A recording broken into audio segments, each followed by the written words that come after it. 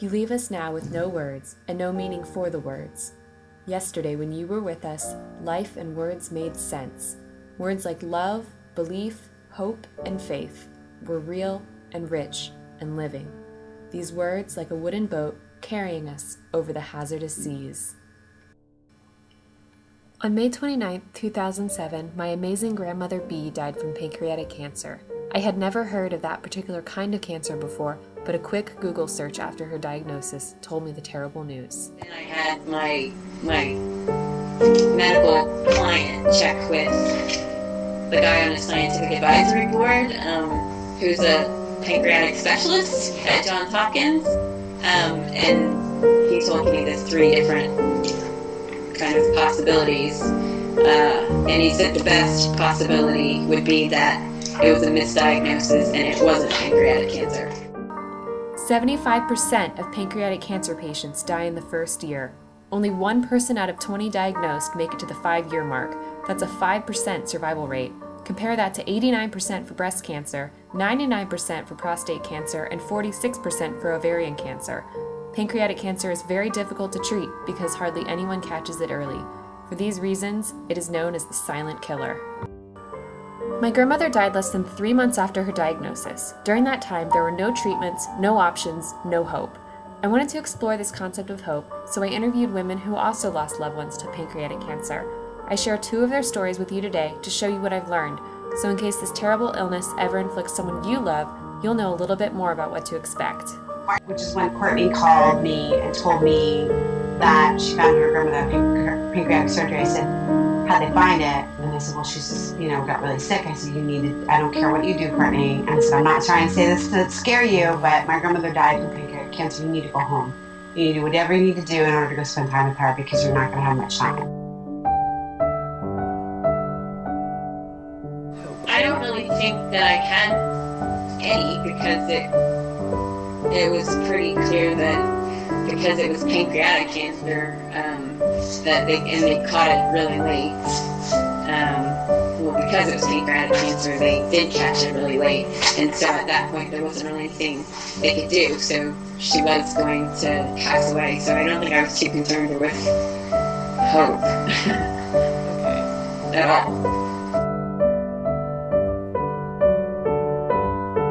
I don't recall having hope during that journey at all because there was no saving my grandmother. There was only wishes that it wouldn't be painful. I mean, there was nothing to hope for in the situation. I don't think I had any. I think we approached it more in terms of acceptance. So I think it was probably easier to have a definitive diagnosis like that than to have the hope that she would get better and spent the time with her preparing for her not to be there, if that makes sense, as opposed to holding on to something that didn't happen.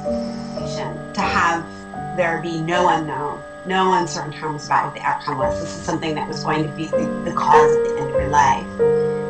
I'm sure that gave her some security, and the amount of time it gave the rest of the family to participate in her life and to do and say the things that normally most people probably wouldn't get the chance to get organized in your head, so that the next time you go visit your grandmother, you can say, now tell me this story, or, any of that.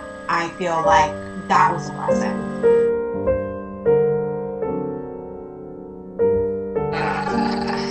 Ben and Jerry's fish food ice cream. No, seriously.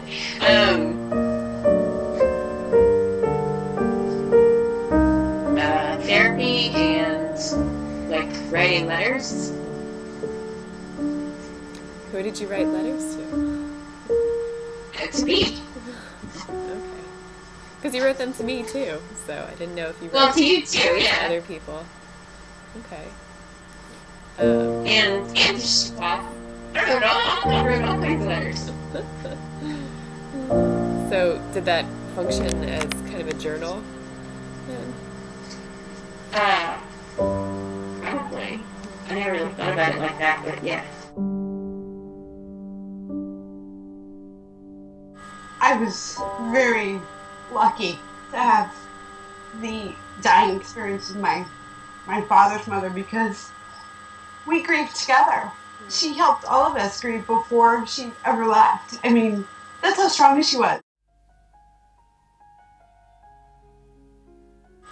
Living through that, at you know, in my mid-20s, I think what it gave me a complete understanding was there's a set number of days that we all get, and go out and do it. You know.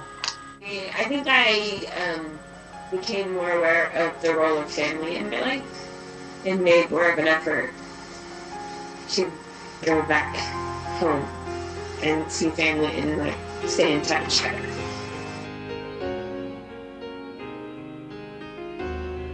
So the hope I had after it was that, you know, this horrible thing brought us all together and made us understand that not life is short, because it's so stupid and cliche, but life is valuable, and the relationships you have by birth are things that don't change, like the sunrises and the sunsets. And so understanding those relationships and your part in them and how it influences you and, you know, how it shapes your life, these are all opportunities.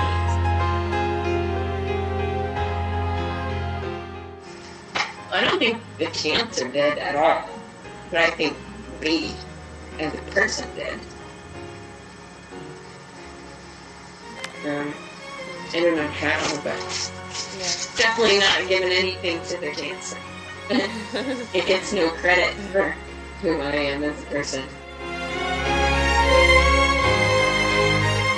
You don't ever stop missing somebody who you love, whether they die from cancer or from common colds or an accident. I mean, I think the one, I guess if there was a good thing to kind of cancer, knowing that there is, the less uncertainty you have when a loved one is dying, the greater control you, I think, feel, because you at least stop thinking about that question, and then you can open yourself to thinking about all the things that are important for